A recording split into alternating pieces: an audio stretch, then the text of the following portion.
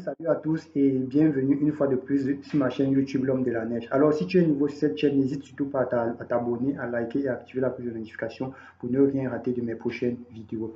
Voilà. Beaucoup de personnes me demandent comment est-ce qu'on peut faire pour obtenir le permis d'études, permis de séjour d'études pour la Finlande. Dans cette vidéo, nous allons développer ensemble cela.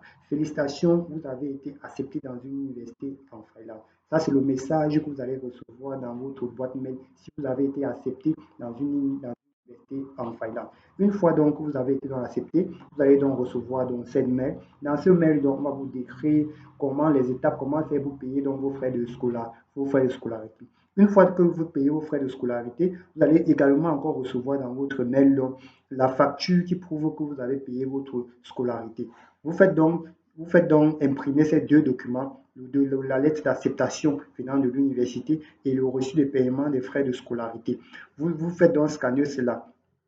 Vous faites donc imprimer cela et puis vous gardez quelque part. La deuxième étape donc sera donc la preuve de fonds parce qu'il faut dire qu'avant d'aller auprès de l'immigration pour demander une carte de séjour, il faut bien évidemment que vous prouvez que vous avez les fonds suffisants pour la période d'études que vous souhaitez faire en Finlande. Généralement, c'est 1 an pour tout le monde. Donc, pour tout le monde, généralement, c'est 1 an. Et donc, vous devez donc montrer que vous avez donc suffisamment de fonds. Quand je parle de suffisamment de fonds, vous devez montrer que vous avez environ 560 € dans votre compte pour chaque mois, que vous pouvez dépenser environ 560 € chaque mois pour pouvoir survivre en Finlande. Donc, sur une période d'1 an, vous devez donc montrer que vous avez effectivement 6 720 € dans votre compte pour pouvoir survivre pendant cette période. Quand je dis qu'il faut montrer, qu'est-ce qu'il faut faire?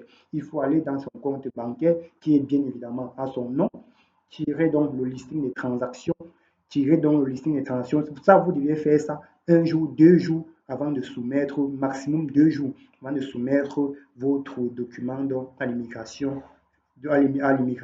Donc, vous allez dans votre compte bancaire, vous allez voir votre banquier, vous allez dans votre banque, vous demandez donc, vous voulez donc le listing des transactions avec le montant final en bas. Et bien évidemment, ce listing-là doit porter votre nom. Une fois que cela fait, vous venez donc joindre cela à votre lettre d'acceptation et à votre reçu de paiement des frais de scolarité. Vous allez maintenant, donc je vais laisser dans le site de l'immigration en description. Vous allez donc sur le site de l'immigration, vous scannez donc vos documents, vous allez donc sur le site de l'immigration, vous les soumettez. Au moment de soumettre ce document donc, sur le site de l'immigration, vous devez payer un montant d'environ 450 € pour le traitement de votre dossier. Une fois que vous avez envoyé, quelques jours plus tard, vous allez recevoir via un mail, un document venant de l'immigration vous disant donc de compléter donc, vos documents.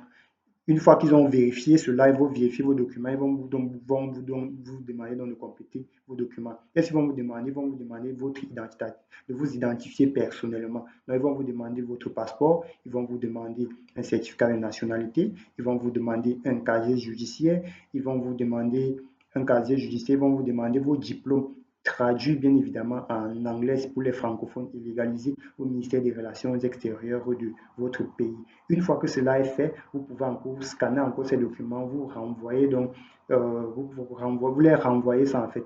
Une fois donc ils vont analyser tous vos documents, ils vont vous envoyer congratulations. Vous avez obtenu donc votre carte de résidence permanente, votre carte d'études ou bien votre carte de votre carte d'études de paie, votre carte de séjour d'études pour la Finlande.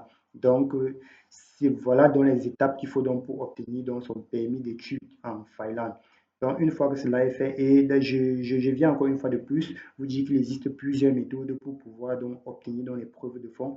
Je ne viendrai pas ici dans ma vidéo les décrire, mais si vous avez besoin de maximum d'informations, n'hésitez pas de me contacter car je vais laisser donc mon adresse email en commentaire. Et si tu as aimé le contenu de ma vidéo, n'hésite surtout pas à t'abonner, à liker et à partager au maximum pour pouvoir aider tous ceux et celles qui ont un projet d'immigration pour la Finlande en 2025. Ciao!